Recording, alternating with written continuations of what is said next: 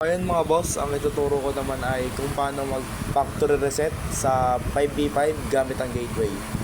So, connect muna kayo sa 5v5 nyo. Yan, tinunay ko na siya kanina. Then, pasok mo tayo sa GUI niya. Ayan. Login lang tayo. Admin Telecom, maliliit lang. Then ito, direct na homepage kayo dyan. I-click nyo lang itong ano yan, kahit isang part dyan, dito sa may, yung kulay blue na yan, 5v5 na yan.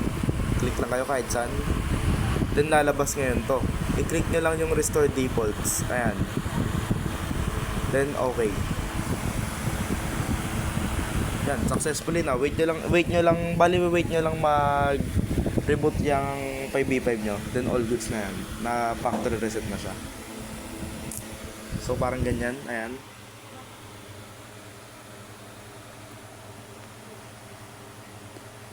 Ayan, nag-reboot siya. So wait nyo lang mag-ano yan. Pag ganyan, wait nyo lang mag-okay, then all goods na. So yun mga boss, sana nakatulong. Salamat.